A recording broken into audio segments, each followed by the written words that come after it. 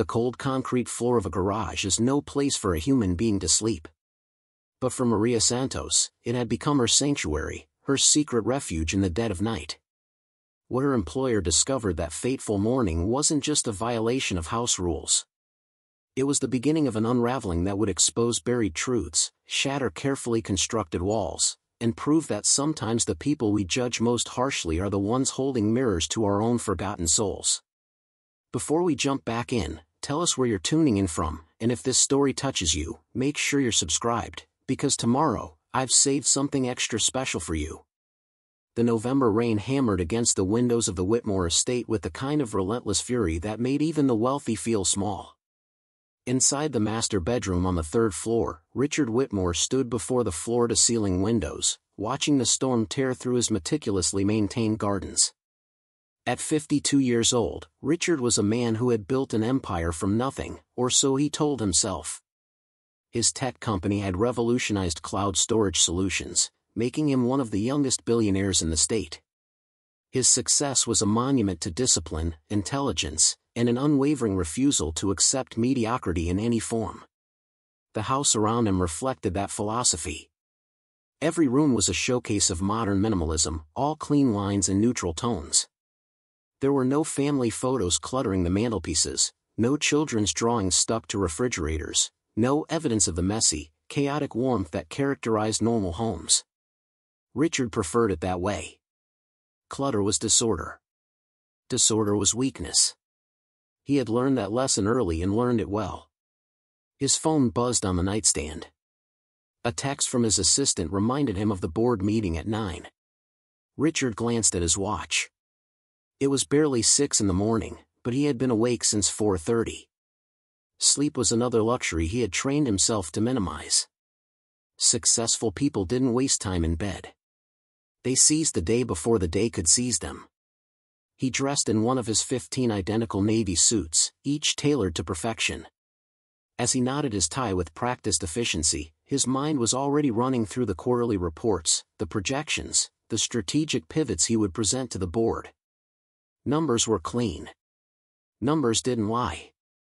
Numbers didn't disappoint. Richard descended the curved staircase, his Italian leather shoes clicking against the marble with authoritative precision. The house was silent. His wife, Victoria, was still in Europe on one of her endless cultural excursions.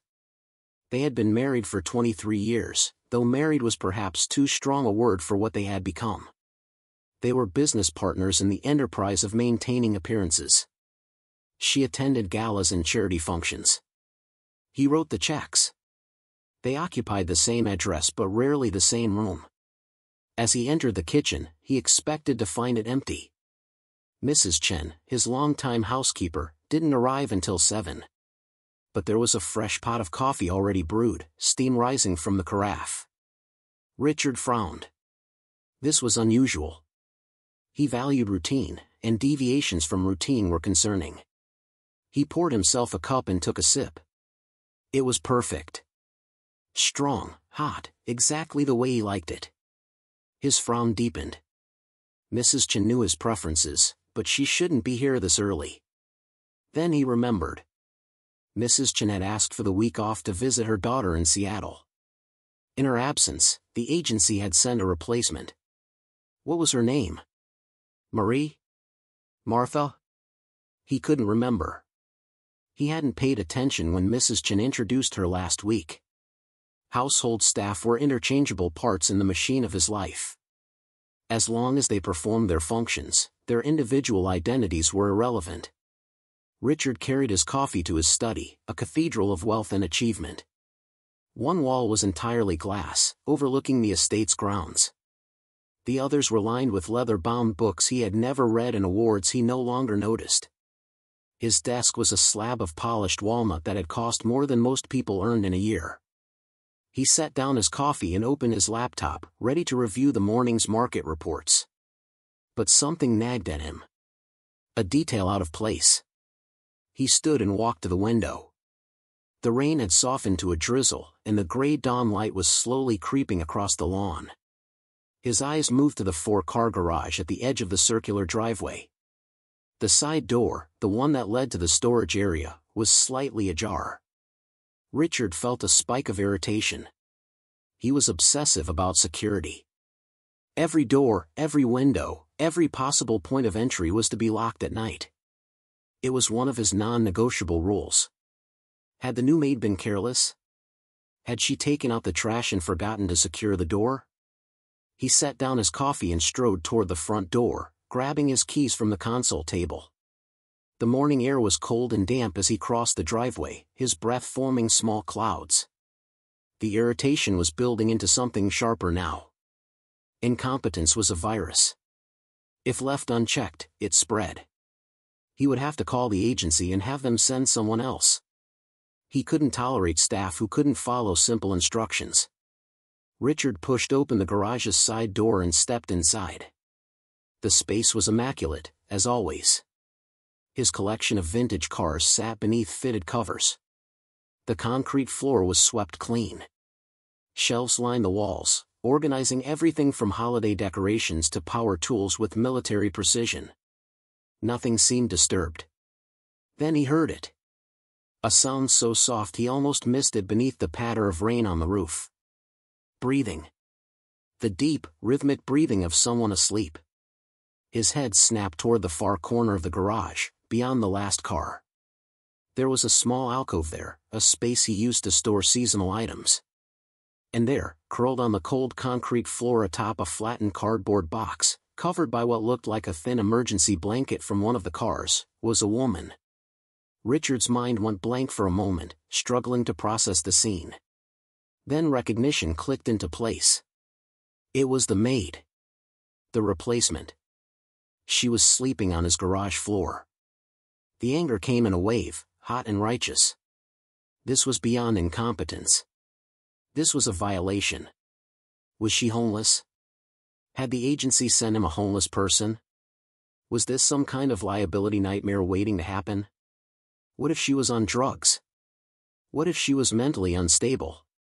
The questions fired through his mind like bullets, each one stoking his fury higher.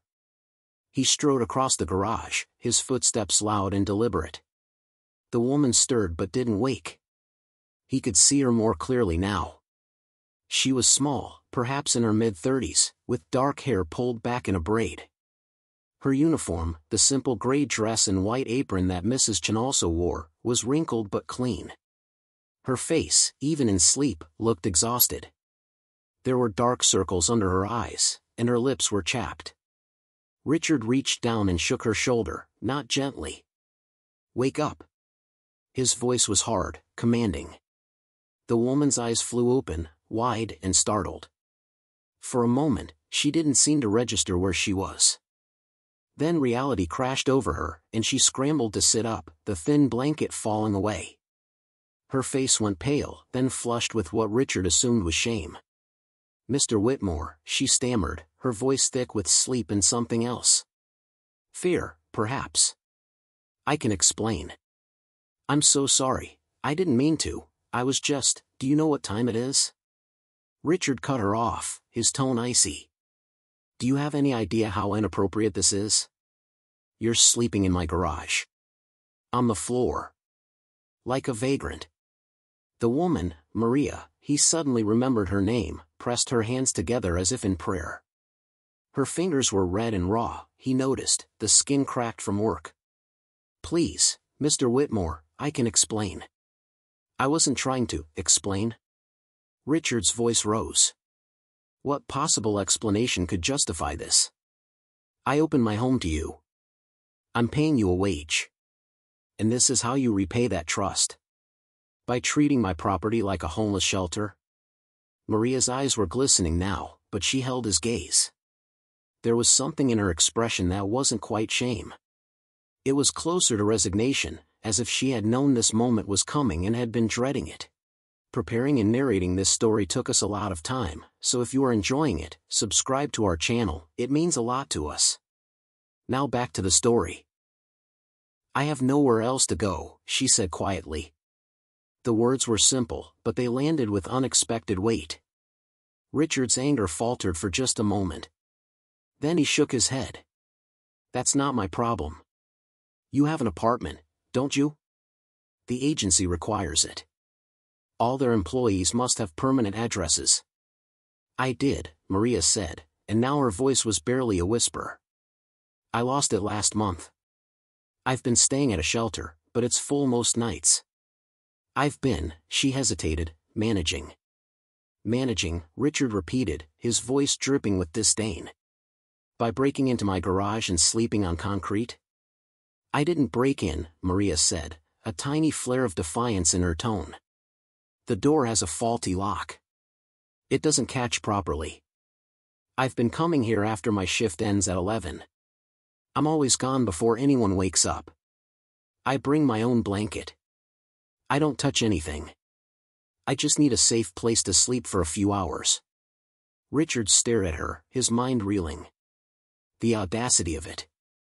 The sheer brazen entitlement. This woman had been sneaking into his garage every night, sleeping on his property without permission, and she was standing there acting as if it were reasonable. Do you understand what you've done? Richard's voice was quiet now, but it carried the weight of absolute authority. You've trespassed. You've lied by omission. You've put me in a position of enormous liability. If you were injured on my property, I could be sued. If you stole something, I would be implicated. This is unacceptable on every conceivable level. Maria's shoulders sagged. She looked down at the cardboard beneath her feet, at the thin emergency blanket she had borrowed. I understand, she said softly. I'll gather my things and leave. You certainly will, Richard said. And you can be sure I'll be calling the agency to report this. You'll never work in this city again. Maria nodded slowly. She didn't argue. She didn't beg.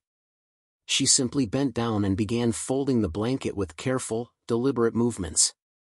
There was a dignity in the way she moved, a quiet grace that Richard found infuriating. Why wasn't she crying? Why wasn't she groveling? Didn't she understand the magnitude of what she had done? As she straightened, clutching the folded blanket, she looked at him one last time. I'm sorry for the inconvenience, Mr. Whitmore. I never meant to cause you trouble. I was just trying to survive. The word survive hung in the air between them. It was such a dramatic word, so over the top. Richard lived in a world where survival meant securing the next funding round or outmaneuvering a competitor. This woman was using it as if she were in some kind of war zone.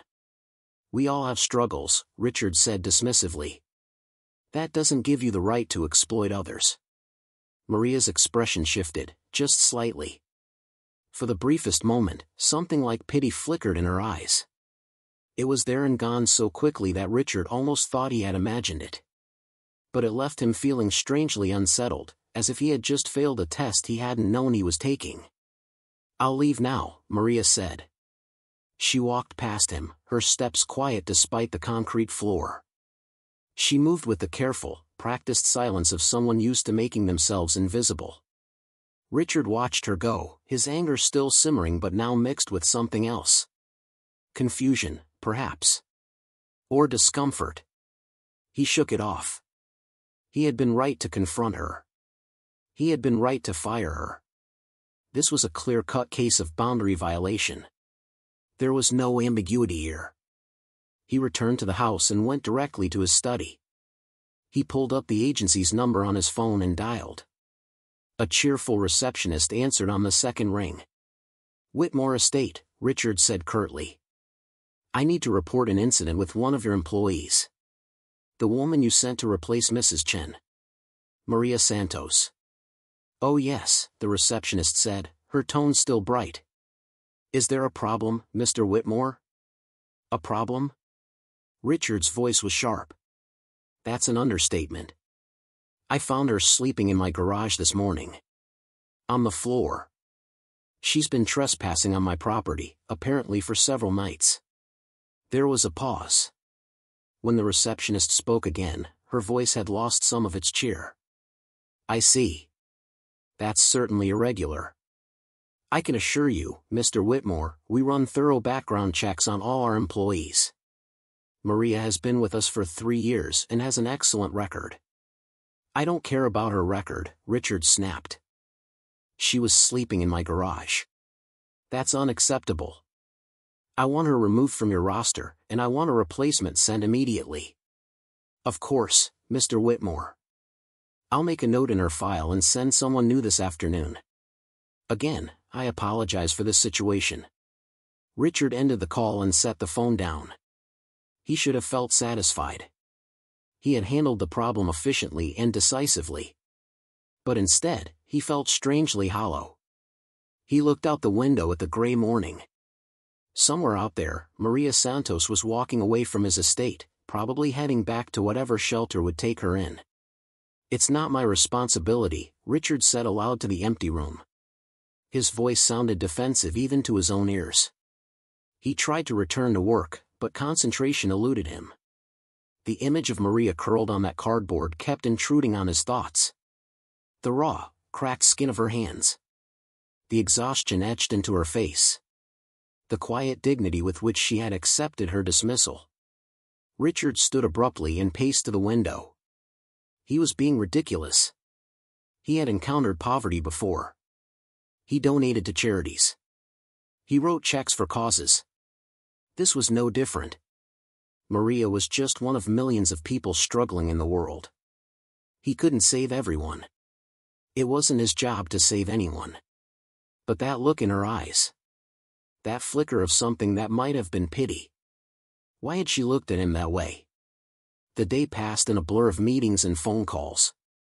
Richard went through the motions with his usual efficiency, but part of his mind remained in that garage, staring down at a woman on a cardboard bed. By the time he returned home that evening, a new maid had been installed. She was older, efficient, and utterly unremarkable. She prepared his dinner, cleaned the kitchen, and left without a word. It was exactly what he wanted. Exactly what he had always wanted. But that night, as Richard lay in his enormous bed in his silent house, sleep would not come. He kept thinking about Maria's words. I have nowhere else to go. I was just trying to survive. He had dismissed those words as melodrama. But now, in the darkness, they echoed with a weight he couldn't shake. What did it mean to have nowhere to go? Richard had never experienced that kind of desperation. He had grown up comfortable, gone to good schools, built a successful career. There had always been a safety net, even when he pretended there wasn't. Richard sat up and turned on the bedside lamp. This was absurd. He was losing sleep over a stranger, a woman who had violated his trust in his property. She had made her choices. She was responsible for her own situation. He owed her nothing.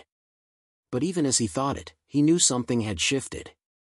A crack had appeared in the carefully constructed wall he had built around his life. And through that crack, a question was seeping in, uncomfortable and persistent. What if it had been him on that garage floor? The thought was so alien, so far removed from his reality, that it almost made him laugh. But he couldn't quite manage it.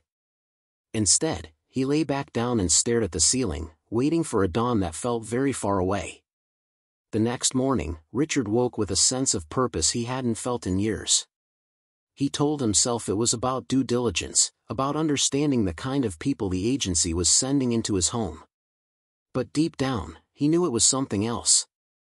Something he couldn't quite name. He called the agency again. This time, he asked for Maria Santos's file. I'm afraid I can't share employee records, Mr. Whitmore, the receptionist said. Privacy regulations. I'm not asking for her social security number, Richard said, keeping his tone measured. I just want to understand her employment history. She worked in my home. I think I have a right to know who she is. There was a long pause. Finally, the receptionist sighed. I can tell you that Maria has been with us for 3 years. She's worked for 12 different families in that time. All of her reviews have been excellent. She's reliable, thorough, and trustworthy. Then why is she homeless? Richard asked. The question surprised him. He hadn't meant to ask it.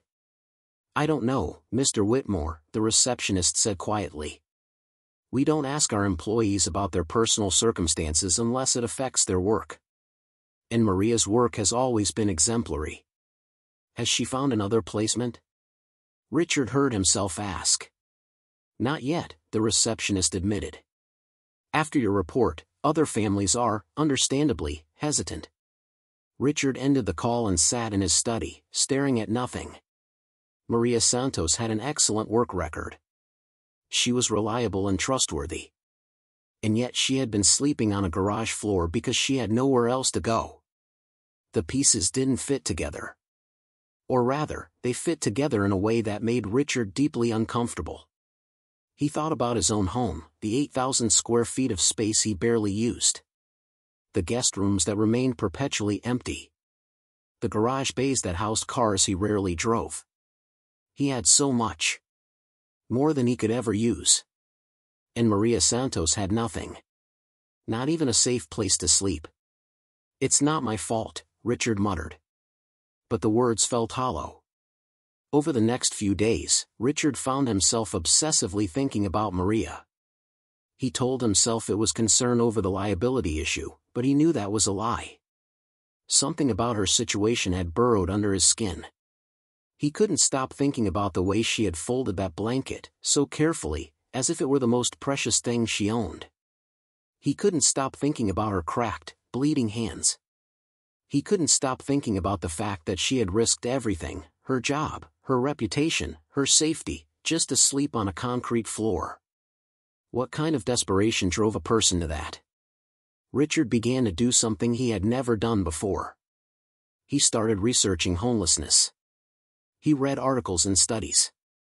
He learned about the affordable housing crisis, about medical bankruptcies, about the razor-thin margin between stability and catastrophe that so many people lived on. He learned that most homeless people weren't addicts or criminals. They were ordinary people who had encountered a series of bad breaks and had no safety net to catch them. The statistics were staggering. And yet, Richard had walked past homeless people his entire life without truly seeing them. They had been part of the landscape, like graffiti or potholes. Unfortunate but inevitable. Someone else's problem. Now, he couldn't stop seeing them. Every panhandler on the corner, every person sleeping in a doorway, every makeshift tent under a bridge became a person. A Maria Santos. Someone who had once had a life and had lost it. It was exhausting. It was overwhelming. And it made Richard angry. Not at Maria, but at himself. On the 5th day after firing Maria, Richard made a decision. He called the agency again. I need to speak to Maria Santos, he said. Mr. Whitmore, I don't think that's advisable, the receptionist began. I'm not asking for your advice, Richard interrupted. I need her contact information. A phone number, an address, anything. Sir, as I mentioned, we can't share that information. Then contact her for me, Richard said. Tell her I want to speak with her. Tell her, he paused, searching for the right words, tell her it's not about the job. It's something else. There was a long silence. Finally, the receptionist said, I'll see what I can do. 2 hours later, Richard's phone rang. It was an unfamiliar number. He answered immediately. Mr. Whitmore? The voice was hesitant, cautious. It's Maria Santos. The agency said you wanted to speak with me. Richard's prepared speech evaporated. He found himself struggling for words. Yes. Thank you for calling. I wanted to apologize. Apologize? Maria sounded genuinely confused. For what? For the way I handled things, Richard said. For the way I spoke to you. I was angry, and I didn't try to understand your situation. There was a long pause. Mr. Whitmore, you had every right to be angry. I was sleeping in your garage without permission. I understand why you fired me. That's just it, Richard said. I don't think I do understand. You have an excellent work record. The agency said you've been with them for 3 years. How did you end up homeless? Another pause, longer this time. When Maria spoke again, her voice was thick with emotion. It's a long story, Mr. Whitmore. I don't want to burden you with it. I'm asking, Richard said simply. I want to know. And so, over the phone, in the middle of a Thursday afternoon, Maria Santos told Richard Whitmore her story. She had been a nurse, she explained. A pediatric nurse at County General. She had loved her job. But 2 years ago, her daughter Emma had been diagnosed with leukemia. Emma was only 8 years old. Maria's voice broke as she spoke about it. The chemotherapy, the hospital stays, the terror of watching her child suffer. She had taken a leave of absence from work to care for Emma full-time. The medical bills had been catastrophic. Even with insurance, the co-pays and the experimental treatments had quickly drained her savings. Emma fought for 18 months, Maria said quietly. She was so brave. So strong. But in the end, it wasn't enough. She passed away last year. June 14th. Richard closed his eyes. I'm so sorry, he said, and meant it. After Emma died, Maria continued, I couldn't go back to nursing. I couldn't be around sick children anymore. Every time I saw a child in a hospital bed, I saw Emma. So I left my job. I thought I'd take some time, figure things out. But the bills kept coming. The funeral costs. The credit card debt from all those months I wasn't working. I fell behind on rent. My landlord evicted me. I tried to get another apartment, but with my credit destroyed and no recent pay stubs, no one would rent to me. That's when you started working for the agency, Richard said. Yes, Maria confirmed. It was the only job I could get without a long application process. They pay daily, in cash. I thought I could save enough for a deposit on a new place. But the shelter I was staying at, it's not safe. My money kept getting stolen. I couldn't save anything. So I started sleeping in my car. But then my car broke down, and I couldn't afford to fix it. That's when I started coming to your garage. Her voice had gotten smaller and smaller as she spoke, as if she were shrinking under the weight of her own story. Richard sat in his chair, the phone pressed to his ear, and felt something crack open inside him. This wasn't a story about bad choices or laziness or any of the comfortable narratives he had told himself about poverty. This was a story about a mother who had lost everything trying to save her child. This was a story about a system that punished grief. This was a story about how quickly a life could unravel. Maria, he said, his voice rough. Where are you staying now? I'm at a different shelter, she said. It's not as bad as the other one. I want to help, Richard said. The words came out before he could stop them. Mr. Whitmore, you don't owe me anything, Maria said quickly. You've already done more than enough by listening. No, Richard said firmly. I haven't done nearly enough. Not even close. And I'd like to change that. What followed was a conversation that Richard would replay in his mind 1,000 times. He offered Maria money. She refused. He offered her a place to stay. She refused. He offered her a job. She hesitated, then said she couldn't work for him anymore, not after everything that had happened. Then what can I do? Richard asked, and for the first time in decades, he felt helpless. Maria was quiet for a long moment. Finally, she said, there are so many people like me, Mr. Whitmore. People who aren't addicts or criminals. People who just had something terrible happen and couldn't recover. If you really want to help, help them. How? Richard asked. I don't know, Maria admitted. But you have resources. You have connections. You could do something. Something real. After the call ended, Richard sat alone in his study as the afternoon light faded. He thought about Maria Santos, curled on a cardboard bed in his garage. He thought about Emma, an 8-year-old girl he had never met but who had somehow changed everything. He thought about all the people sleeping in shelters and cars and under bridges, invisible to men like him. And for the first time in his carefully controlled life, Richard Whitmore didn't know what to do. But he knew, with absolute certainty, that he had to do something. Richard Whitmore had never been a man who believed in signs or fate or divine intervention. He was a man of logic, of cause and effect, of problems that could be solved with enough money and intelligence. But the universe, it seemed, had other plans for him. Plans that would begin to unfold in the most unexpected way, revealing truths he had spent a lifetime running from. The morning after his phone conversation with Maria, Richard woke earlier than usual. The house felt different somehow, though nothing physical had changed. The same expensive furniture occupied the same carefully chosen positions.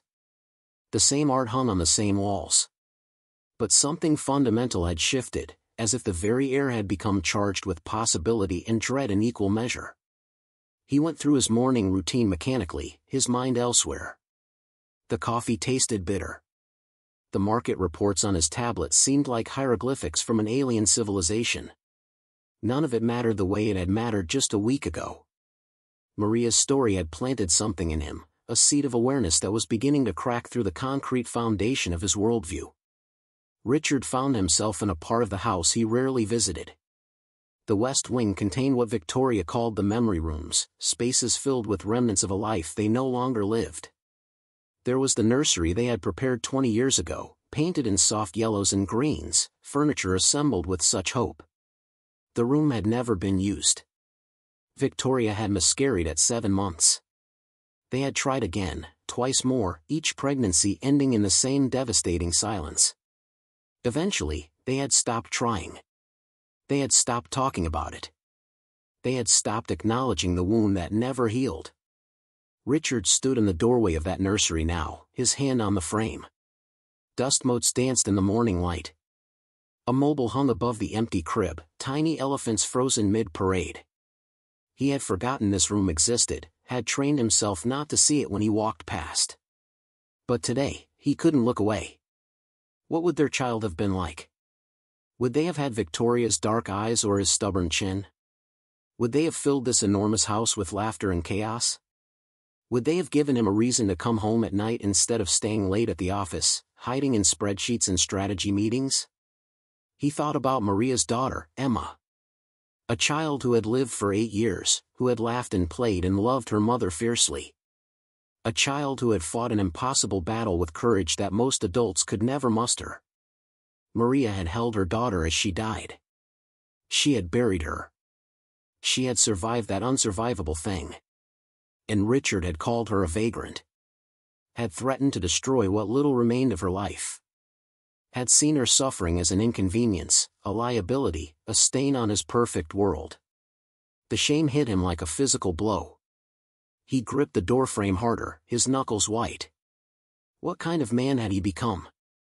When had he lost the ability to see people as people instead of as functions or problems?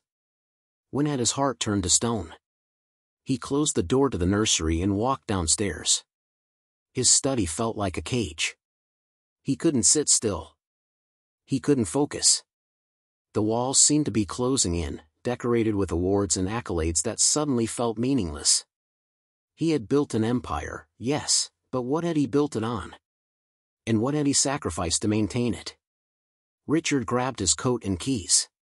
He didn't have a destination in mind, only a desperate need to move, to escape the suffocating silence of his own success. He drove through the city aimlessly, taking turns without thinking. The rain had returned, a steady drizzle that blurred the windshield and made the world look like a watercolor painting left out in the storm. He found himself in a neighborhood he didn't recognize.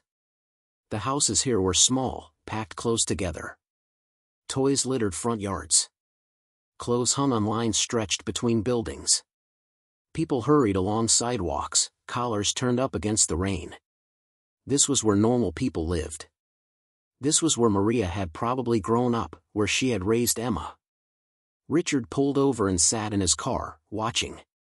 A woman emerged from one house with 2 small children, shepherding them toward a beat-up sedan. She looked exhausted, her hair pulled back in a messy ponytail, her jacket too thin for the weather.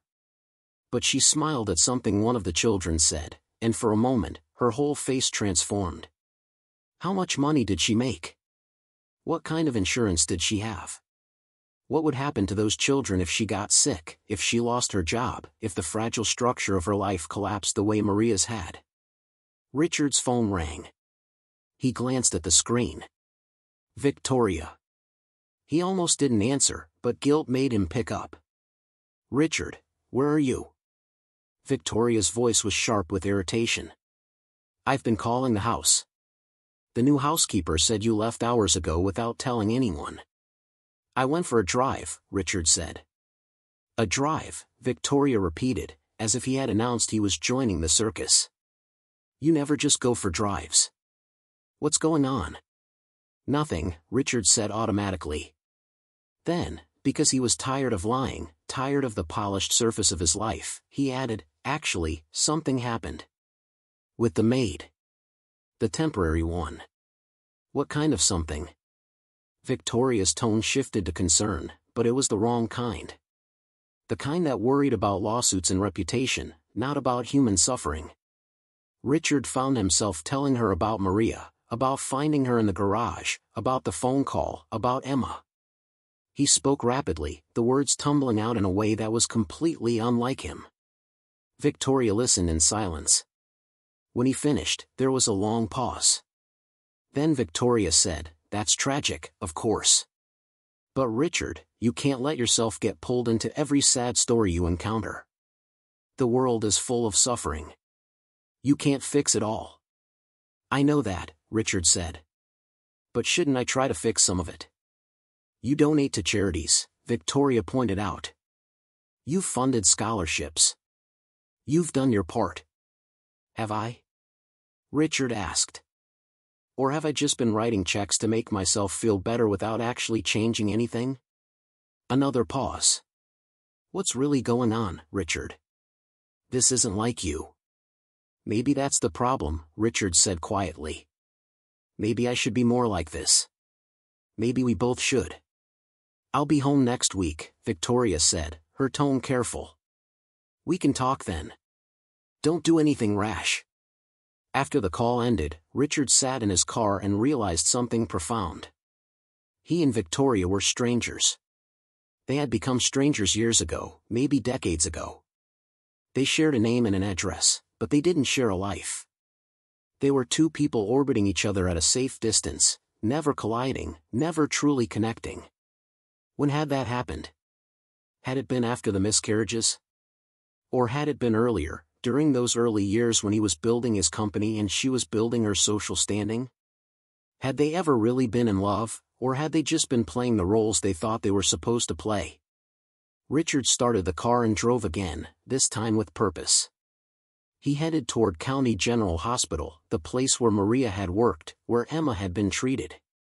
He didn't know why he was going there. He just knew he needed to understand something, to see something, to connect the dots between Maria's story and the comfortable ignorance of his own existence. The hospital was a massive complex, old and sprawling, with additions that had been tacked on over decades. The parking lot was packed. Richard found a spot and sat for a moment, gathering his courage. Then he walked inside. The lobby was chaos. Families clustered in waiting areas. Security guards directed traffic. The smell was a mixture of antiseptic and cafeteria food and something else, something indefinable. Fear, maybe. Or hope. Or both.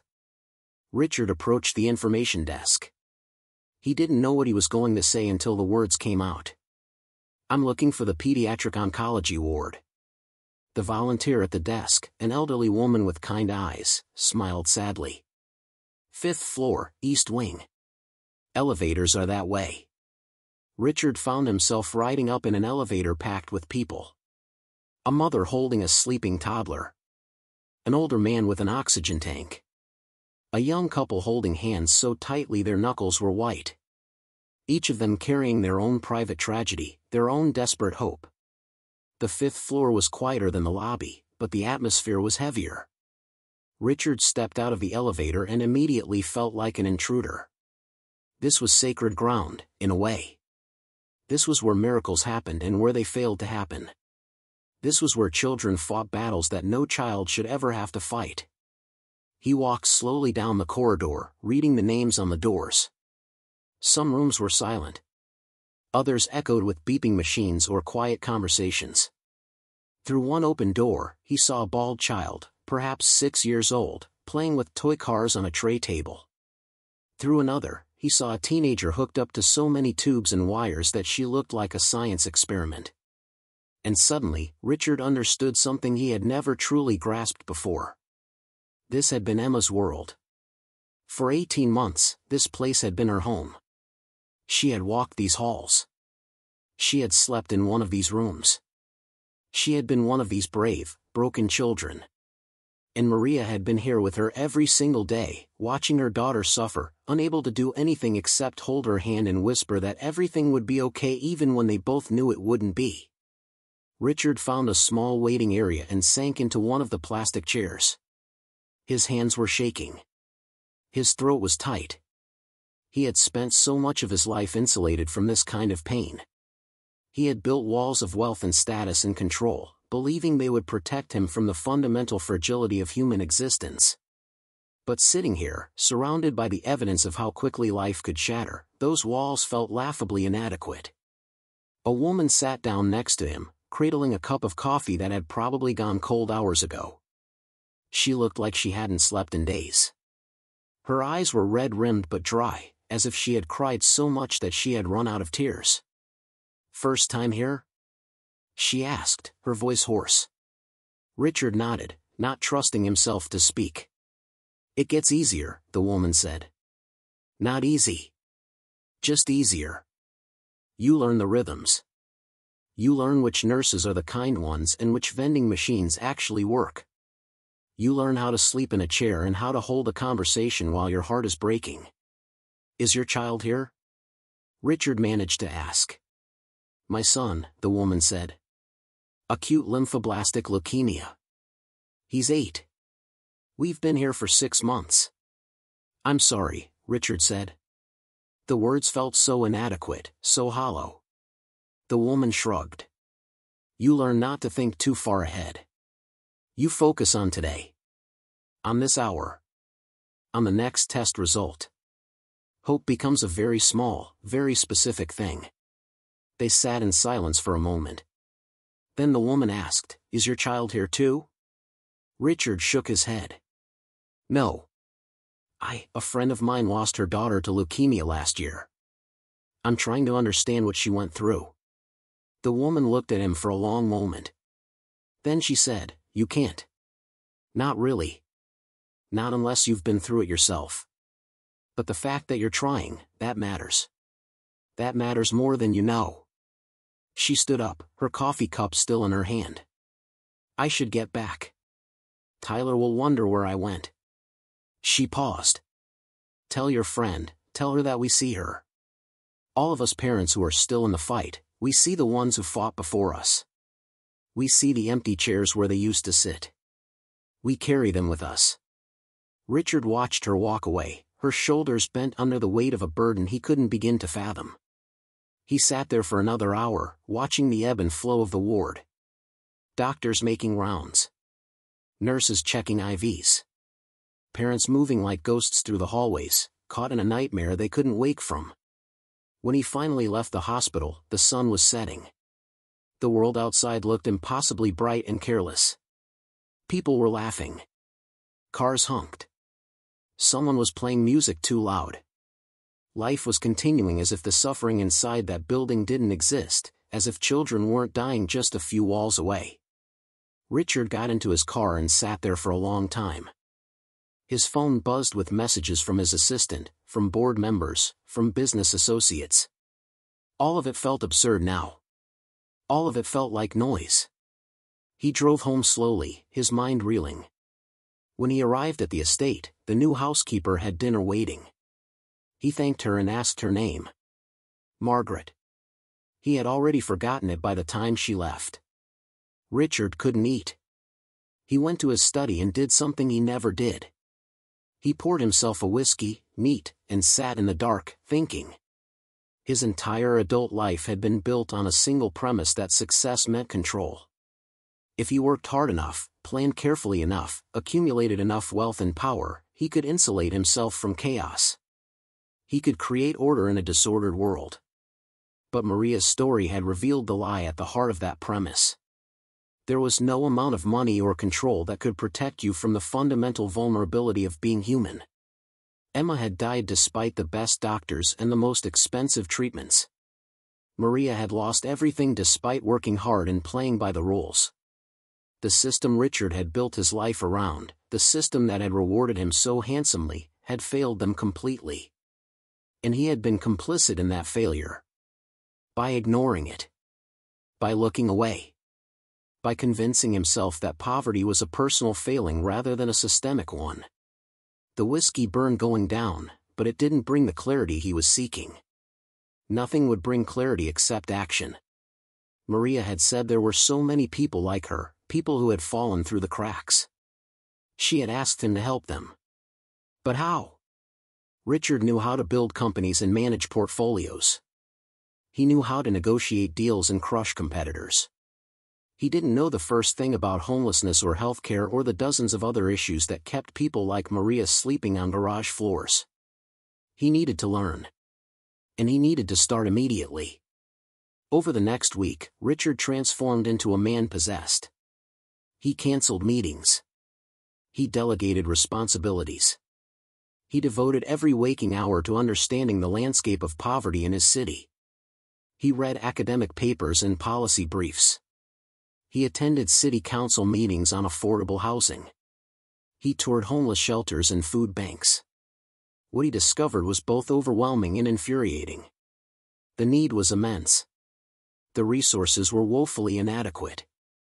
And worst of all, the systems that were supposed to help were often Byzantine and cruel, designed more to gatekeep than to assist. At a shelter on the east side, he met a veteran who had been homeless for 3 years despite having a job. The man worked full-time at a warehouse but couldn't afford the deposit on an apartment. He was caught in a trap where every dollar he earned went to immediate survival, leaving nothing for the future. At a food bank, he met a grandmother raising 3 grandchildren after their mother had died of an overdose. She worked 2 part-time jobs but still qualified for food stamps. The kids were good students, she told Richard with fierce pride. They were going to college. They were going to have better lives. But her eyes betrayed her fear that the weight of poverty was too heavy, that it would crush their dreams no matter how hard they fought. At a free clinic, he met a man with diabetes who was rationing his insulin because he couldn't afford the full dose. The man knew he was slowly killing himself. He knew he would end up in an emergency room eventually, costing the system far more than simply providing him with affordable medication would have. But the system didn't care about logic or efficiency or human dignity. It cared about quarterly profits for pharmaceutical companies. Story after story after story. Each one a variation on the same theme. Good people. Hard-working people. People who had done everything right and been punished anyway. People who had encountered a single catastrophe and never recovered. People who were invisible to men like Richard until they weren't anymore. He called Maria again. He had been calling her every few days, ostensibly to check in, but really because talking to her had become the only thing that felt real and honest in his life. I've been learning, he told her. I've been out there, seeing things. Trying to understand. What have you learned? Maria asked. Her voice still carried that cautious tone, as if she didn't quite trust this transformation. That I've been blind, Richard said.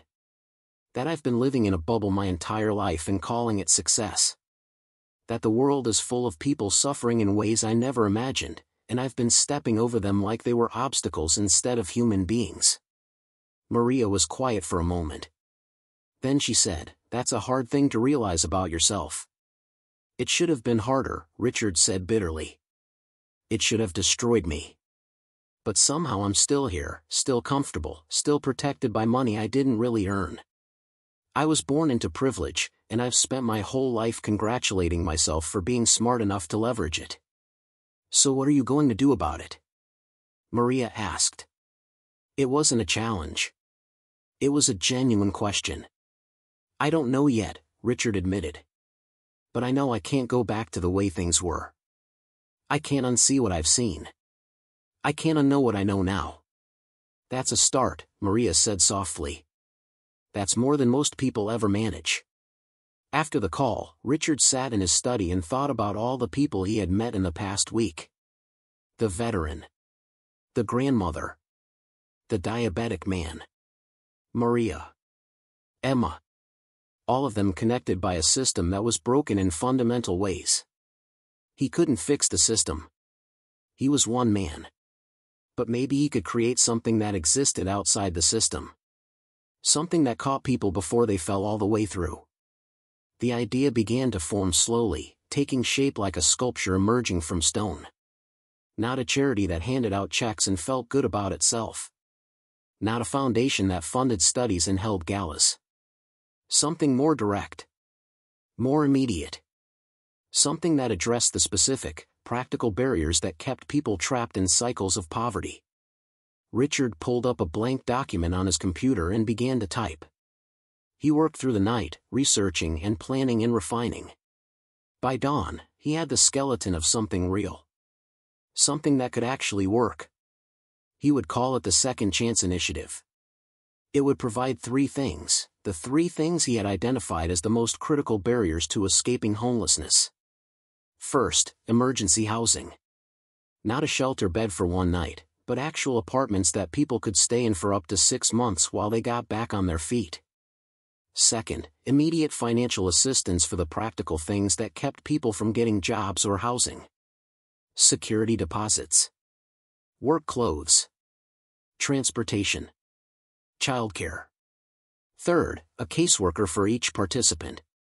Someone who knew how to navigate the bureaucracy, who could advocate, who could help people access the services and benefits they were entitled to but couldn't figure out how to claim. It was ambitious. It would be expensive. It would require staff and infrastructure and all the things Richard knew how to build.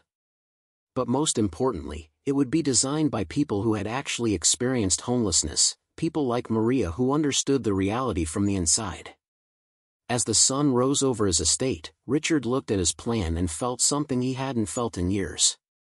Purpose. Not the hollow satisfaction of closing a deal or beating a competitor. Real purpose. The kind that came from knowing you were trying to do something that mattered, even if you failed. He called Maria as soon as he thought she might be awake. She answered on the fourth ring, her voice groggy. "Did I wake you?" Richard asked. "I'm sorry. I couldn't wait." "It's okay," Maria said. "What's going on?" "I have an idea," Richard said. "And I need your help. I need your expertise." He explained the Second Chance Initiative. He talked rapidly, excitedly, the words tumbling over each other. Maria listened without interrupting. When he finally finished, there was a long silence. "Mr. Whitmore," Maria said, and her voice was shaking. "Richard. That's incredible. That could actually help people. Real people. But it won't work without you," Richard said. "I can provide the money and the business infrastructure. But I don't know what people actually need. I don't know how to make this feel dignified instead of like charity. I don't know how to do this without screwing it up. I need someone who's been through it. Someone who understands. I need you to design it with me. To run it with me." Maria was crying. He could hear it in her breathing, in the catch in her throat. "You're offering me a job," she said. "I'm offering you a partnership," Richard corrected. "This is your vision as much as mine. More than mine, actually. You said there were so many people like you who needed help. Let's help them. Together." "Why?" Maria asked, and the question cut to the heart of everything. "Why are you doing this? You didn't know Emma. You didn't know me. Why do you care?" Richard thought about the nursery in his house, about the children he had never had. He thought about the hospital ward and the mother with the cold coffee. He thought about his own empty life, his loveless marriage, his soulless success. He thought about how close he had come to missing this, to missing the only thing that had ever really mattered. Because I'm tired of being a ghost, Richard said. I'm tired of living a life that doesn't mean anything. I've spent 52 years accumulating things and accomplishments that won't matter at all when I'm gone. I want to do something that matters. I want to honor Emma's memory by helping other children and other families. I want to become the kind of man who deserves to be called human. Maria was quiet for a long time. Then she said, "Okay. I'll do it. But on one condition." "Anything," Richard said. "We find a way to help people keep their dignity," Maria said. "This can't be about rich people feeling good about helping poor people. It has to be about building something where people who've been knocked down can stand back up on their own terms. Where they're treated like capable adults who just need a fair shot, not like charity cases." "Agreed," Richard said. "Absolutely agreed." "Then let's do this," Maria said, and Richard could hear the smile in her voice. "Let's build something beautiful out of all this pain."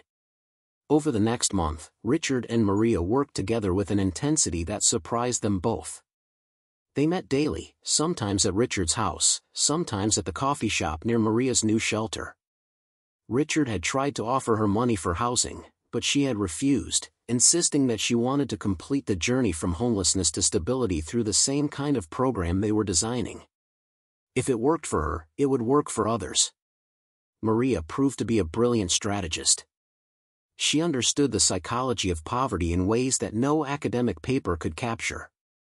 She knew which rules were helpful and which were patronizing. She knew how to structure assistance so that it empowered rather than diminished. She knew what questions to ask and what assumptions to challenge. Richard brought his business acumen and his connections. He secured a building, a former hotel that had gone bankrupt, and converted it into efficiency apartments. He hired a staff of social workers and caseworkers, making sure to include people who had themselves experienced homelessness. He set up systems for intake and assessment and transition planning. But the heart of the program, the thing that made it different from every other shelter or charity, was Maria's insistence on agency. Participants weren't clients or cases. They were residents, and they had a say in how the program operated. There was a resident council that met weekly to voice concerns and suggest improvements. There were no mandatory religious services or sobriety tests. There were boundaries and expectations, yes, but they were reasonable ones, designed to create community rather than to punish or control. The Second Chance Initiative opened its doors on a cold morning in January. 20 people moved in that first week. Among them was the veteran Richard had met, the one who worked at the warehouse. His name was David, and when he saw his apartment, a simple studio with a bed and a kitchenette and a private bathroom, he broke down and cried. "I've been sleeping in my car for 3 years, David said, his voice choked. "I forgot what it felt like to have a door I could close. To have a place that was mine." Richard stood in the hallway, watching David's reaction, and felt something crack open in his chest. This was what mattered. Not the quarterly earnings reports or the stock prices or the awards on his wall. This. The look on David's face. The knowledge that one person's suffering had been eased, even just a little. Maria stood beside him, her hand on his arm. "You did this," she said quietly. "We did this," Richard corrected. "And we're just getting started."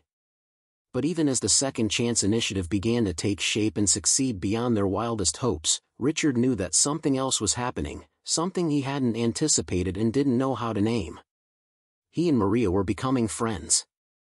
Real friends, perhaps the first real friend he had ever had. They talked about everything. About Emma, and Maria's memories of her daughter's laugh and curiosity and bravery. About Richard's failed marriage and his sterile life. About their fears and regrets and hopes. Maria had a way of seeing through his defenses, of calling him out when he was hiding behind corporate speak or emotional distance. And Richard found himself trusting her in a way he had never trusted anyone. Late one night, after a long day of dealing with a zoning dispute and a resident emergency, they sat in Richard's study, both of them exhausted. Maria looked around at the expensive furniture and the wall of awards. "Do you ever wish you could go back?" she asked. "To before all this? When your life was simpler?" Richard thought about it. No, he said finally. That life was comfortable, but it was empty. I was sleepwalking through my own existence. What you gave me, what Emma gave me through you, was a reason to wake up. I never thanked you, Maria said. For not giving up on me. For listening when I told you about Emma. Most people don't want to hear about dead children. It makes them uncomfortable. I was uncomfortable, Richard admitted. I still am. But discomfort is good. It means you're paying attention. It means you're alive. Maria smiled sadly. Emma would have liked you, she said. She had a way of seeing the good in people, even when they couldn't see it in themselves. The words hung in the air between them, heavy with meaning. Richard felt something shift, a final wall crumbling. He wasn't just doing this to assuage his guilt or to feel better about himself. He was doing it because Maria and Emma had shown him what it meant to love someone enough to sacrifice everything. They had shown him what courage looked like. They had shown him what it meant to be human. And in doing so, they had saved him from a life that wasn't really a life at all. Spring arrived with an explosion of color that seemed to mirror the transformation happening in Richard's life. The cherry trees lining the streets near the Second Chance Initiative burst into bloom, their petals drifting like snow across the sidewalks where residents walked to job interviews and medical appointments. The building that had once been a forgotten relic was now alive with purpose, its windows glowing warmly in the evenings as people who had spent months or years in darkness finally had a place to call home. Richard stood on the front steps one morning, watching David leave for his warehouse shift.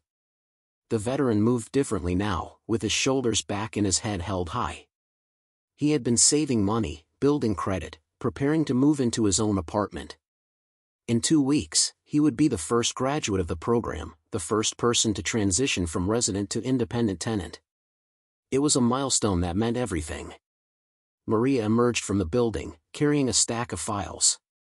She had moved into the program herself 3 months ago, occupying one of the studios while she worked as the initiative's director. She had insisted on experiencing every aspect of the program firsthand, on understanding what worked and what needed adjustment. It was typical of her refusal to lead from a distance, her commitment to genuine understanding rather than theoretical knowledge. Good morning, she said, her face breaking into a smile when she saw Richard. You're here early. Couldn't sleep, Richard admitted. Too excited about David's graduation ceremony. Maria's expression softened. He told me yesterday that this place saved his life. He said he had been planning to end it, that last night in his car. He had a bottle of pills and a goodbye letter written. But then he saw our flyer at the VA office, and something made him call. Richard felt his throat tighten. He had heard variations of this story from other residents. How close they had come to giving up. How the initiative had offered them something more precious than housing or money. It had offered them hope when hope had seemed impossible. We're making a difference, Maria said, as if reading his thoughts. A real, tangible difference. Every single person in this building is proof of that. But there are thousands more we're not reaching, Richard said. The words came out more sharply than he intended. He had been struggling with this lately, the enormity of the need versus the limits of what they could provide. The Second Chance Initiative housed 40 people at full capacity. The city had over 3,000 experiencing homelessness on any given night. Maria touched his arm gently. You can't save everyone, Richard. No one can. But you can save someone. And that someone can save someone else. Change spreads. You have to trust that. They walked inside together, into the community room where residents gathered for breakfast. The space had been transformed from an abandoned hotel conference room into something warm and welcoming. Donated furniture created conversation areas. A wall was covered in artwork created by residents. A bulletin board displayed job listings and resource information and photographs from community events. Several residents called out greetings. Richard had learned all their names now, their stories, their struggles and victories. There was Jennifer, a former teacher who had lost everything after a divorce and a mental health crisis. There was Marcus, a young man who had aged out of foster care with nowhere to go. There was Patricia, a grandmother who had been evicted after her fixed income couldn't keep pace with rising rents. Each of them had a story that could break your heart. And each of them was fighting every single day to rebuild a life from ruins. Richard poured himself coffee from the communal pot and sat down at one of the tables. Maria joined him, spreading out her files. She was preparing for a meeting with city officials about expanding the program, about potentially securing additional buildings and funding. "I've been thinking," Maria said, her voice careful. "About the next phase. About what comes after someone leaves the program." "What do you mean?" Richard asked. Maria tapped her pen against her notepad. "We give people 6 months here. Sometimes we extend it if they need more time. But then what? They move into their own apartments, which is wonderful. But they're still one emergency away from falling back into crisis. One medical bill. One car breakdown. One lost job. The safety net we provide here disappears the moment they leave." Richard leaned forward, interested. "What are you proposing?" "An alumni program," Maria said. "Ongoing support for graduates. Not handouts, but connection. A emergency fund they can access if disaster strikes. Job coaching. A community they can return to when things get hard. We need to think about long-term stability, not just immediate housing." The idea was brilliant. Richard's mind immediately began spinning out the logistics, the funding requirements, the structural framework. "This is exactly what we need," he said. "Let's build it." They spent the next hour planning, their conversation flowing with the easy rhythm of two people who had learned to think in sync. This was how they worked best, Maria bringing the insight born of lived experience, Richard bringing the resources and organizational skills to make vision into reality. They challenged each other, pushed back against weak ideas, built on strong ones. It was the most intellectually stimulating work Richard had ever done, and unlike his corporate career, it came with a sense of moral clarity that made every difficulty worthwhile. Later that afternoon, Richard returned to his estate to collect some documents. The house felt even more cavernous than usual, echoing with emptiness. Victoria was due back from Europe that evening, her months-long absence finally ending. Richard wasn't sure what he felt about her return. They had spoken occasionally during her absence, stilted conversations about logistics and schedules. He hadn't told her about the full extent of his transformation, about how completely his priorities had shifted. As he gathered papers from his study, his phone rang. It was an unfamiliar number. He answered cautiously. "Mr. Whitmore?"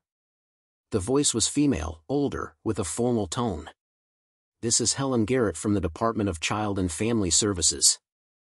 I'm calling about a sensitive matter." Richard's stomach dropped.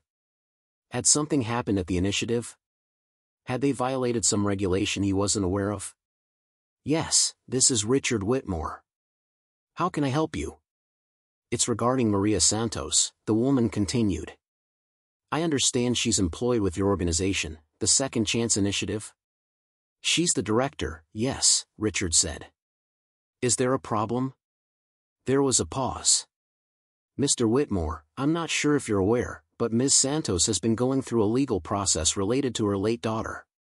There were some outstanding medical debts that resulted in a lien being placed on her deceased child's estate. It's an unusual and frankly heartbreaking situation. The hospital is pursuing collection on bills that Ms. Santos cannot pay." Richard felt anger surge through him. They're trying to collect debt from a dead child's estate? "Unfortunately, yes," Helen Garrett said, and her voice carried genuine distress. "It's legal, though morally questionable. The debt has now exceeded $140,000 with interest and fees. If Ms. Santos cannot pay, the hospital will seek a judgment that could garnish her wages and further destroy her credit. She's been trying to negotiate with them, but they've been unwilling to settle or forgive the debt." "Why wasn't I told about this?" Richard demanded. "Why didn't Maria tell me?"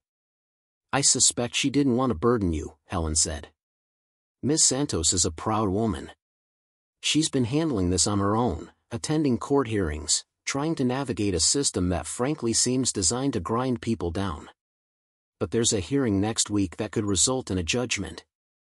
I'm calling because I thought someone should know. Someone who might be able to help her. After the call ended, Richard sat in stunned silence. Maria had been carrying this burden alone, this monstrous injustice, while working 18-hour days to help others.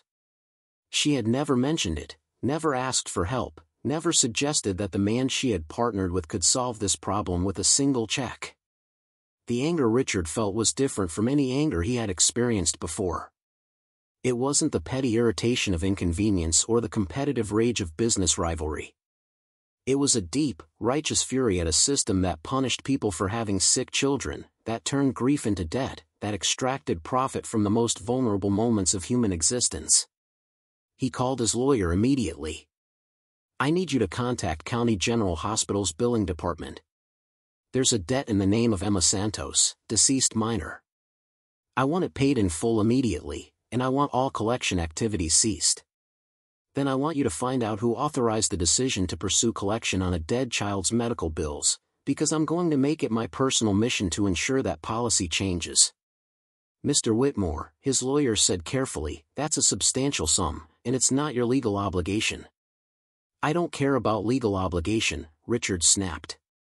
I care about moral obligation. Make it happen.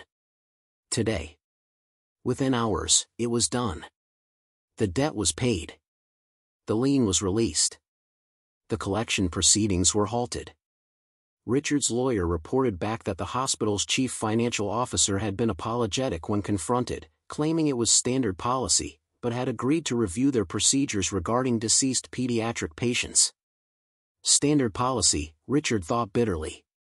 Cruelty had become so normalized, so bureaucratized, that people could destroy lives and call it policy. That evening, Richard went to the initiative and asked Maria to meet him in the small office she had claimed as her own. She arrived looking tired but content, her arms full of files and her hair escaping from its ponytail.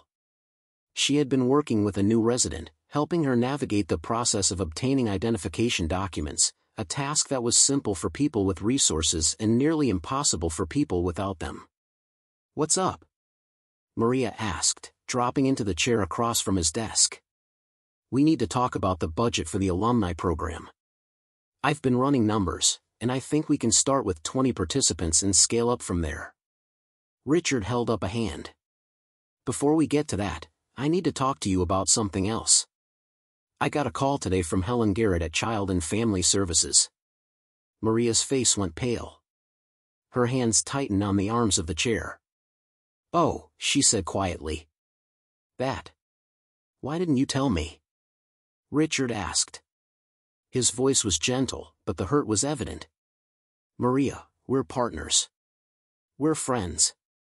Why were you dealing with this alone?" Maria looked down at her lap. "Because it's humiliating," she said, her voice barely above a whisper. "Because having your daughter's memory turned into a line item on a collection agency's spreadsheet is degrading in a way I can't even describe. Because I didn't want you to see me as a charity case. Because I wanted to handle it myself." "You're not a charity case," Richard said firmly. "You're the bravest person I've ever met. And you shouldn't have to handle this kind of injustice alone. That's what partnership means." Maria looked up, her eyes shining with unshed tears. "What did Helen tell you?" "Everything," Richard said. "About the debt, the hearing, the garnishment. So I took care of it." Maria's eyes widened. "What do you mean you took care of it?" "The debt is paid," Richard said simply. "All of it. You're free and clear. There's no more lien, no more collection proceedings, no more weight hanging over your head." For a moment, Maria just stared at him. Then she stood abruptly, her chair scraping against the floor. "You paid it? You paid Emma's medical debt?" "Yes," Richard said, confused by her reaction. "I thought you'd be relieved." But Maria wasn't looking relieved. She was looking angry. "You had no right," she said, her voice shaking. "That was my debt. My responsibility. My daughter. You had no right to just swoop in and fix it like I'm some damsel in distress. Richard stood as well, shocked. Maria, I was trying to help. That debt was destroying your future. It was unjust and cruel, and I had the means to end it. I know you were trying to help, Maria said, and now tears were streaming down her face. But don't you see? This is exactly what I was afraid of. This is why I didn't tell you. Because I knew you'd do something like this, and then instead of being partners, we'd be philanthropist and charity case. Rich man and poor woman. Savior and saved. That's not how I see you, Richard protested. You know that's not how I see you. Do I? Maria asked. Because from where I'm standing, you just made a decision about my life without consulting me. You took away my agency. You decided that your money could solve my problem, and you didn't even ask if that's what I wanted. What else was I supposed to do? Richard's voice rose. Let them destroy you? Let them take everything you're trying to build over debt from trying to save your daughter's life? That's not justice, Maria. That's not right. Of course it's not right, Maria shot back. But it was mine to fight. Mine to figure out. I've been fighting my whole life, Richard. Fighting to keep Emma alive. Fighting to keep a roof over our heads. Fighting to survive after she died. I don't need you to fight for me. I need you to fight with me. There's a difference. The words landed like a physical blow. Richard sank back into his chair, his anger draining away, replaced by a horrible understanding. He had done exactly what he had promised not to do. He had acted from a place of privilege, assuming that his solution was the right solution, that his money could fix what his money had helped create. You're right, he said quietly. I'm sorry. I should have talked to you first. I should have asked what you wanted instead of assuming I knew what was best. Maria wiped her eyes roughly. The debt is paid now. What's done is done. But Richard, if we're going to keep working together, you have to understand something. I don't need a benefactor. I need an ally. Someone who respects my choices even when they're hard. Someone who sees me as an equal, not as a project. I do see you as an equal, Richard said. You're the strongest person I know. You've taught me more about courage and resilience than anyone in my entire life. But you're right that I sometimes forget what it's like not to have money as a solution to problems. I sometimes forget that dignity matters more than efficiency. Maria took a shaky breath and sat back down. I'm sorry I yelled at you, she said. I know you meant well. It's just, Emma's debt was the last piece of her I had left. The last thing connecting me to her fight. And now it's just gone, erased with a check, like it never mattered. It mattered, Richard said softly. Emma mattered. Her fight mattered. Nothing can erase that, Maria. The debt being paid doesn't diminish what she went through or what you went through. It just means you don't have to carry that particular burden anymore. Maria nodded slowly. Maybe you're right. Maybe I'm holding on to pain because I'm afraid that letting it go means forgetting her. You could never forget her, Richard said. She's in everything you do. Every person we help through this program, that's Emma's legacy. That's her impact on the world. A debt being paid doesn't change that. They sat in silence for a long moment, the tension slowly dissolving. Finally, Maria said, Thank you. For paying it. I am grateful, even if I'm bad at showing it. You don't have to be grateful, Richard said. You don't owe me anything. If anything, I owe you everything. You gave me a reason to matter. Before Maria could respond, there was a knock on the door.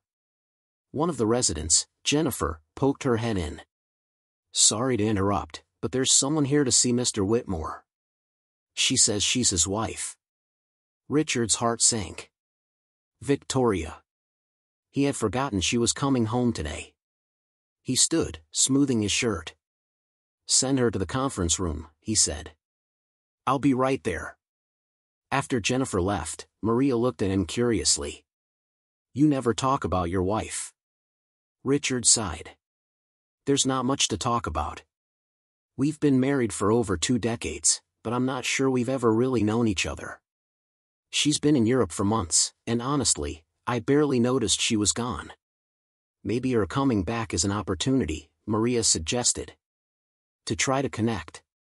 To share what you've been doing here. Maybe, Richard said, though he didn't believe it. Victoria lived in a different universe, one where poverty was a backdrop to be ignored, where philanthropy meant writing checks at galas, where meaningful work meant serving on museum boards. He found Victoria in the conference room, standing with her arms crossed, surveying the space with barely concealed distaste. She was immaculately dressed as always, her designer clothes and perfect makeup a stark contrast to the utilitarian surroundings. When she saw Richard, her expression didn't soften. "So this is where you've been spending all your time," she said. "I have to say, Richard, when I imagined what you'd be doing while I was away, running a homeless shelter wasn't on my list." "It's not a shelter," Richard said, keeping his voice even. "It's a transitional housing program. And it's the most important work I've ever done." Victoria raised an eyebrow. "More important than the company that made your fortune? More important than the investments that fund our lifestyle?" "Yes," Richard said simply. "Much more important." Victoria stared at him as if he'd grown a second head. "Have you lost your mind? Do you know what people are saying? That Richard Whitmore has had some kind of breakdown. That you're throwing money away on a vanity project. The board is concerned. Your investors are concerned. I'm concerned." "I don't care what they're concerned about," Richard said, and realized as he said it that he meant it completely. For the first time in his adult life, he genuinely didn't care what wealthy, powerful people thought of him. Their opinions, their approval, their networks, none of it mattered anymore. "You don't care," Victoria repeated slowly.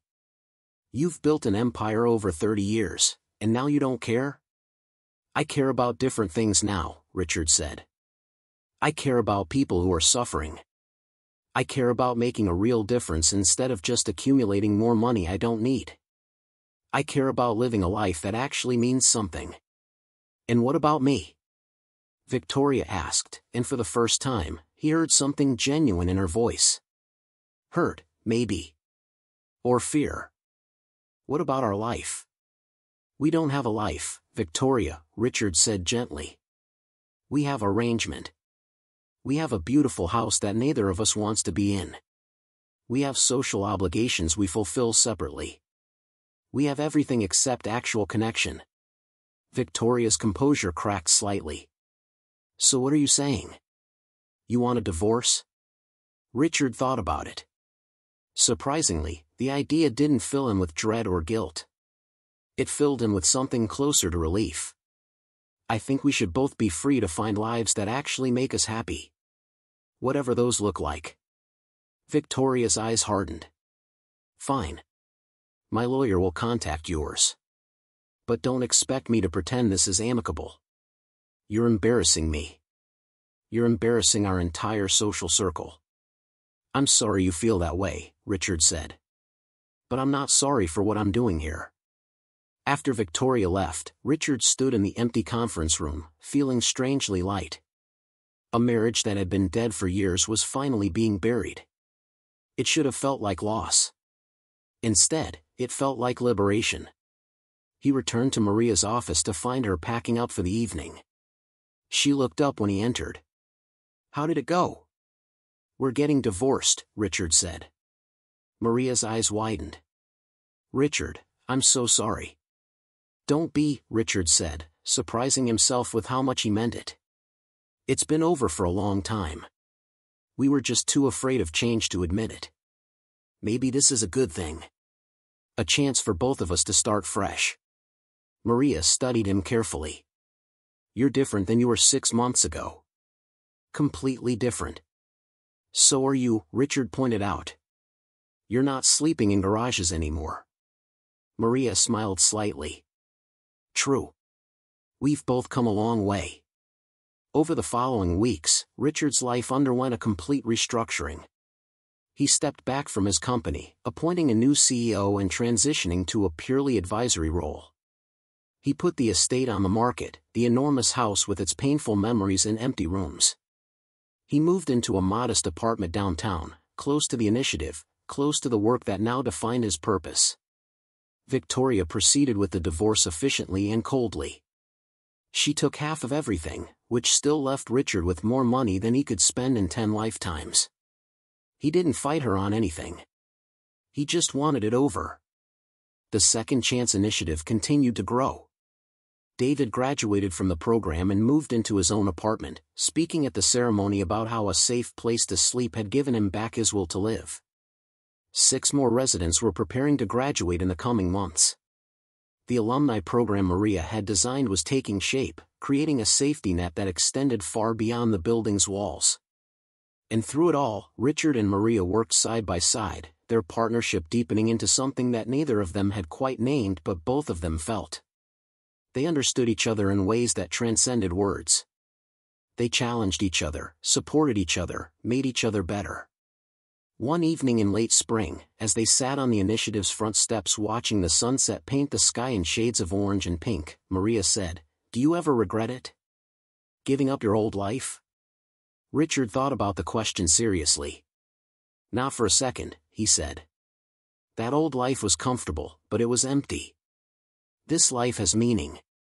And meaning is worth more than comfort."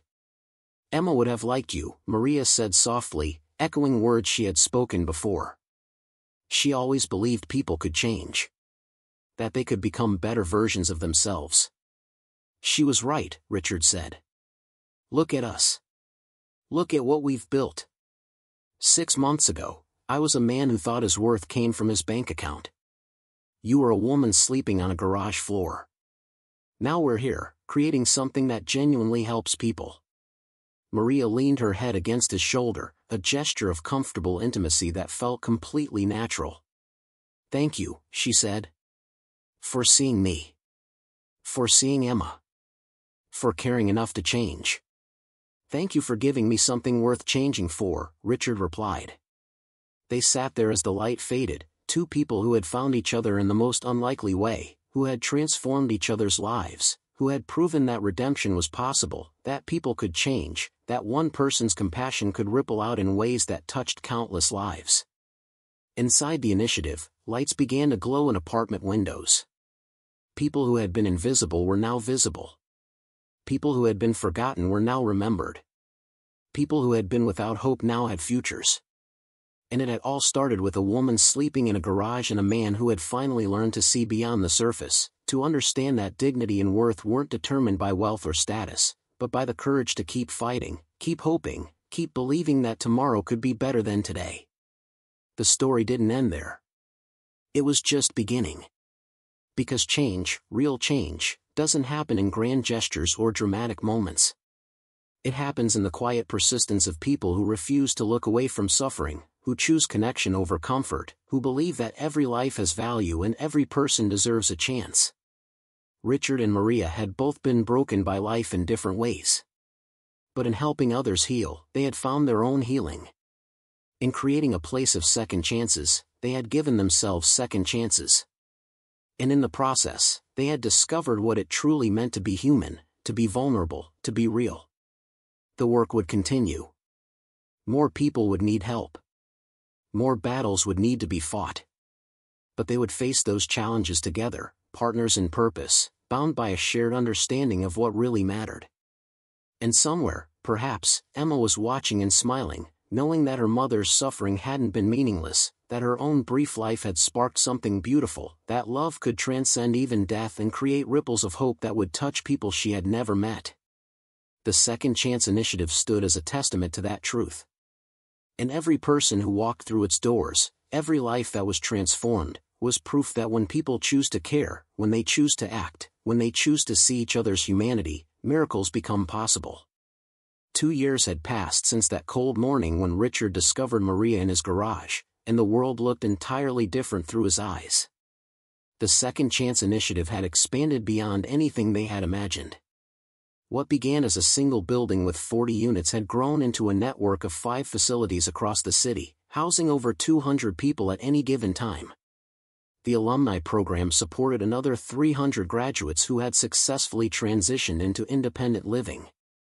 Richard stood at the podium in the city's largest convention center, addressing a crowd of philanthropists, city officials, and community leaders. The annual fundraising gala for the initiative had become one of the most anticipated events on the social calendar, not because of its glamour, but because of its authenticity. Former residents spoke alongside donors. Success stories were shared without exploitation or pity. Every dollar raised was transparently allocated, with former residents serving on the board that made funding decisions. But tonight was special for a different reason. Tonight, Richard was announcing something that had taken months of planning and negotiation. Something that would change everything. He cleared his throat, and the room fell silent. 2 years ago, I was a man who measured success by profit margins and stock prices. I lived in isolation, surrounded by wealth but empty of purpose. Then I met someone who showed me what real strength looked like. Someone who had lost everything yet refused to lose her dignity. Someone who slept on a concrete floor because she had nowhere else to go, but who never stopped believing that tomorrow could be better. Richard paused, his eyes finding Maria in the front row. She was wearing a simple blue dress, her hair swept back, looking both elegant and entirely herself. Beside her sat David, the veteran who had been their first graduate and who now worked as a peer counselor at the initiative. Next to him was Jennifer, the former teacher who had completed her degree and was now teaching at the community college. The entire front section was filled with residents and graduates, their presence a powerful reminder of why this work mattered. Maria Santos taught me that housing isn't charity. It's a human right. She taught me that people don't fail because they're weak or lazy. They fail because systems fail them. She taught me that the distance between housed and homeless is often just one paycheck, one medical emergency, one stroke of bad luck. And she taught me that with the right support, anyone can rebuild their life. The room erupted in applause. Maria's cheeks flushed, but she held Richard's gaze steadily, a small smile playing at her lips. Which is why tonight, Richard continued, I'm announcing the creation of the Emma Santos Foundation. This new organization will work at the systemic level, advocating for policy changes, supporting research, and funding initiatives that address the root causes of homelessness and poverty. We'll be pushing for affordable housing legislation, healthcare reform, and living wage standards. We'll be amplifying the voices of people with lived experience, ensuring they have seats at every table where decisions are made. The applause grew louder. Richard held up his hand for quiet. The foundation will be fully endowed with $500 million. And it will be led by someone who understands these issues from the inside out, someone who has lived them, survived them, and transformed them into wisdom. Maria Santos will serve as the foundation's president. The room exploded. People rose to their feet. Maria's hand went to her mouth, her eyes wide with shock. She hadn't known about the amount. Richard had kept that detail secret, wanting to see her reaction. But more than the money, it was the name that had brought tears to her eyes. The Emma Santos Foundation. Her daughter's name, carrying forward her mother's mission, ensuring that Emma's brief life would touch countless others. After the speeches and presentations concluded, after the donors had pledged their support and the media had captured their stories, Richard and Maria found a quiet moment on the convention center's balcony. The city stretched out before them, millions of lights representing millions of lives, each one carrying their own struggles and hopes. You named it after Emma, Maria said softly, her voice thick with emotion. You gave her immortality. She already had that, Richard said. Through you. Through what you've built. I just wanted the world to know her name. To remember that behind every statistic, every policy debate, every budget line item, there are real children. Real families. Real love and real loss. Maria wiped her eyes. $500 million, Richard. That's more than I can comprehend. It's money I don't need, Richard said simply. Money that's been sitting in accounts, earning more money, serving no purpose except to make numbers grow. Emma deserves better than that. You deserve better than that. They stood in comfortable silence for a moment. Then Maria said, "I never thanked you properly. For that morning in the garage. For not just calling the police and washing your hands of me. For listening. For caring." "You don't have to thank me," Richard said. "You saved my life as much as I helped save yours. Maybe more." Maria turned to face him fully. "Do you ever think about how differently things could have gone? If you'd found me on a different day, in a different mood? If I'd been too afraid to tell you about Emma?" "All the time," Richard admitted. "It terrifies me, actually. How close we both came to missing this. Missing each other. Missing the chance to do something that matters." Maria reached out and took his hand. The gesture was simple, but it carried the weight of everything they'd been through together. All the late nights planning programs. All the difficult decisions. All the moments of doubt and triumph. All the lives they'd touched and been touched by in return. "I used to think Emma's death was meaningless," Maria said quietly. "That she suffered for nothing. That I failed her. But now I see that her fight, her courage, it sparked something. It created ripples that are still spreading. She changed you. You changed me. Together we've changed hundreds of lives.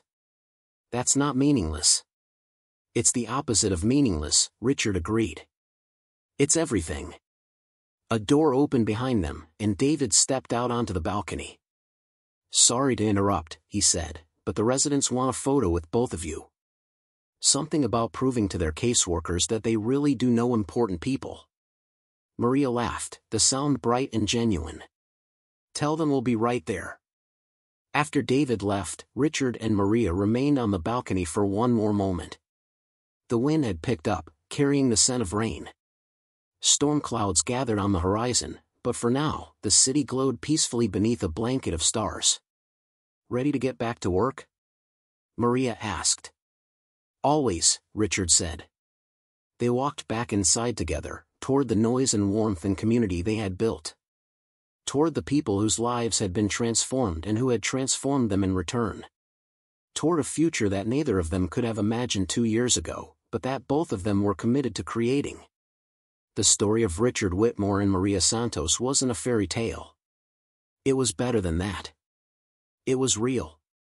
It was proof that people could change, that compassion could triumph over indifference, that one person's courage could inspire another person's transformation, and that together, they could build something beautiful out of broken pieces.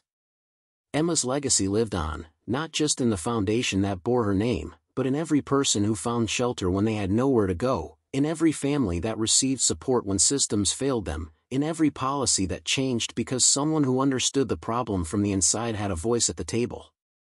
And somewhere in the universe, perhaps Emma was watching her mother stand on that stage, honored and respected, leading an organization that would help thousands of children and families avoid the suffering she had endured. Perhaps she was proud. Perhaps she understood that her brief time on Earth had mattered more than anyone could have predicted. The work would never be finished. There would always be more people who needed help, more systems that needed changing, more battles that needed fighting. But Richard and Maria would face those challenges together, partners in purpose, friends in spirit, united by the understanding that every single person deserved dignity, respect, and a second chance. The Second Chance Initiative and the Emma Santos Foundation stood as monuments to that belief. But more than buildings or programs or policies, they represented a simple truth that sometimes a single moment of compassion could change everything. That seeing another person's humanity, truly seeing it, could be the beginning of transformation. Richard had learned that the hard way, through his own cruelty and subsequent redemption. Maria had taught him through her quiet strength and refusal to be diminished.